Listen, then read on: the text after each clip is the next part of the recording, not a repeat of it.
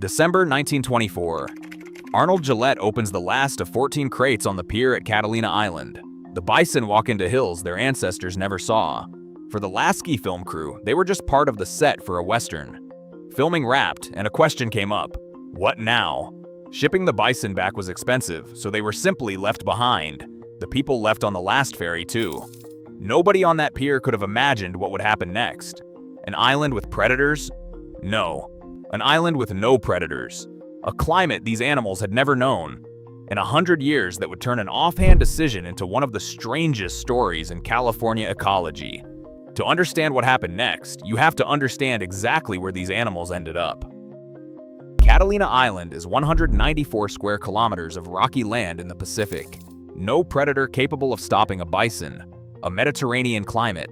Grass all year round.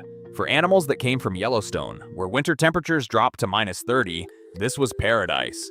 They did the one thing bison know how to do in paradise: they multiplied. By the 1970s, the island held more than 500 animals. 500 bison on an island the size of a small town is more than any environment can sustain. They tore up the soil and destroyed unique plants found nowhere else on Earth. The island hosts more than 400 native plant species. Some are endemics, exclusive and existing at exactly one point on the map. The bison ate them. Tourists who came to see the bison had no idea that something irreplaceable was disappearing under those animals' hooves.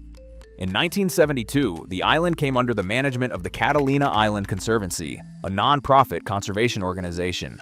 It faced a question with no obvious answer. What do you do with 500 bison nobody asked for, but everyone had come to love? The first few decades brought auctions. Animals were rounded up and sold to the mainland. Some went to slaughterhouses. It cost money, sparked outrage, and didn't solve the problem. As soon as the herd shrank, it grew right back. Then, in 2002, Leslie Bayer, the Conservancy's press officer and project manager, proposed a different path. Send them home. February 2003. Someone at the Conservancy called the Cheyenne River Reservation in South Dakota with a question. Do you want bison? The answer came fast. Yes. The Cheyenne herd hadn't seen bison in over 100 years. Not since the 1880s, when American hunters wiped out tens of millions of the animals in under a decade. The bison that had fed and clothed the Plains peoples for millennia had nearly vanished entirely. The Conservancy sent 50 animals quietly, almost no announcement, a test run. 3 weeks later, Leslie Bayer got a report from Dakota. Bison that had spent their entire lives in the island's warm Mediterranean climate responded to the cold of the Great Plains in a way no biologist could have predicted. Their genetics just switched on, she would say later. Within weeks, the animals had grown winter coats and gained an average of 45 kilograms each. The island bison remembered the prairie. It just had never actually been there. December 15th, 2004. Avalon Harbor, Catalina Island. 100 bison wait for the barge.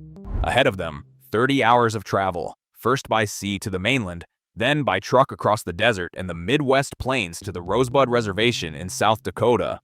On the pier stands Jimmy Castillo, 62 years old, a Vietnam veteran, spiritual leader of the Tongva, the original inhabitants of Catalina Island. He raises a large feathered ceremonial piece. He calls it a deeply meaningful day for these four-legged animals, as the steel ferry rocks on the Pacific swell. The Tongva had lived on the island for 7,000 years. They watched Spanish missionaries come and go. They watched Hollywood arrive and stay. Now they were sending off bison nobody had invited, animals headed somewhere they'd never been. Home. The Lakota elders at the Rosebud Reservation saw the animals' arrival differently.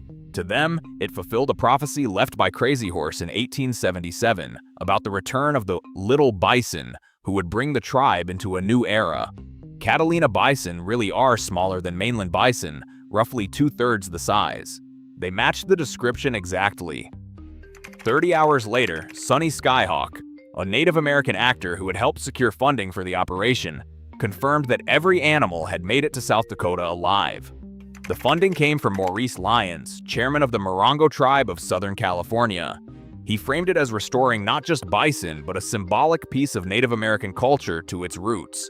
The Morongo tribe has no connection to Catalina Island whatsoever. They simply chose to pay. Over the next 2 years, several hundred more animals made the same trip to the Lakota Sioux, Cheyenne River, Standing Rock, and Rosebud tribes, tribes for whom the bison is foundational to their entire worldview. In total, roughly 500 animals returned to the Great Plains. The island census in 2004, 350 bison. After the relocation, roughly 150. For the first time in decades, the number matched what the island could sustain without permanent damage to its vegetation. Over 4 decades, more than 2,000 animals were removed from the island. Some went to auction, some went to slaughter. About 500 went back to a place they hadn't been in 100 years. At the time, Catalina's bison were considered special. Isolated since the 1920s, they had never interbred with domestic cattle. That made them genetically valuable. The Cheyenne and Lakota tribes signed agreements. The animals they received would not be slaughtered, breeding only. While scientists tallied the ecological damage, the island tallied its profits. Inland Motor Tours, a company that drives tourists out in jeeps to spot bison, earns more than $4 million a year. The island draws around 1 million visitors annually. The bison are one of the main draws. Houses in Avalon are painted with bison murals. Gift shops sell plush bison toys. The local marathon advertises with a bison logo. The animal nobody invited, the one tearing up unique vegetation, became the island's economic backbone. Remove the bison and part of the island disappears along with them. August 2007, a lab at the University of Southern California. Dennis Hedgecock, a biologist, looks at the DNA results from 98 bison shipped to Dakota in 2004. He looks again. He would later say he was shocked. A study conducted jointly with Texas A&M University found that 44 of the 98 animals, 45%, carried mitochondrial DNA from domestic cattle. Hedgecock would later note that looking at these animals, there was nothing visibly cow-like about them. They looked like bison. But their DNA told a different story. Researchers traced the herd's origins back to the Goodnight Ranch in Texas, where in the late 19th century, Charles Goodnight crossbred bison with domestic cattle, trying to develop a new breed of beef cattle. The descendants of those experiments were called catalo, and it was these animals, decades and several hands later, who ended up on Catalina Island in 1924. The animals being shipped out as genetically pure were not. Leslie Bayer learned about the test results from the news. She would later admit the herd did not look as clean as they had believed, though at that point, no one yet knew what the rest of the herd's genetics looked like. The relocation program effectively stalled out over money and logistics. Each shipment cost around $100,000. Each one was a one-off undertaking. The DNA results simply confirmed what was already making it harder to continue the program. The tribes already had signed agreements, and the animals they had received. The Conservancy begins injecting female bison with PZP, a contraceptive vaccine derived from pig ovarian cells, cheaper than relocating animals, more humane than culling. It worked too well. The birth rate dropped from 66% to 10.4% in the first year alone, down to 3.3% the year after. The vaccine was believed to be reversible, but the years passed and fertility did not come back. In 2015, the injections were stopped, specifically to test whether fertility would return. It did not. A 2017 study found that after 3 to 4 years of annual PZP treatment, bison failed to resume reproduction for at least another 4 to 5 years. Julie King, the Conservancy's senior biologist who launched the program and had described the mechanism as temporary, with the vaccine thickening the egg's outer membrane so sperm cannot penetrate, got a result she had not expected. A tool meant for control turned into a sentence. The last calf born on the island was in 2013.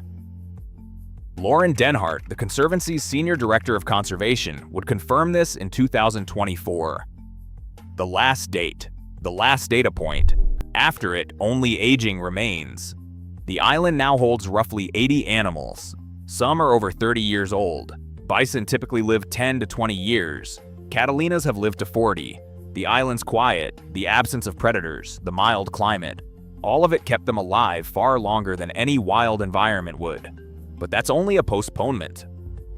The herd is dying, slowly, naturally, one animal at a time, and not only from old age. A 2015 blood analysis found nutritional deficiencies in most of the animals, broken horns, emaciated individuals, Calvin Duncan, who personally ran the contraception program and spent years on the island, states plainly that the herd is unhealthy. The drought from 2012 to 2016, the worst in California's history, forced the Conservancy to set up artificial watering stations across the island. Even without PZP, it's unclear whether the herd would have kept reproducing at all. There's a question that still has no answer. Those 500 animals shipped to the reservations in Dakota with partly hybrid DNA became the foundation for rebuilding herds that hadn't existed there in 100 years.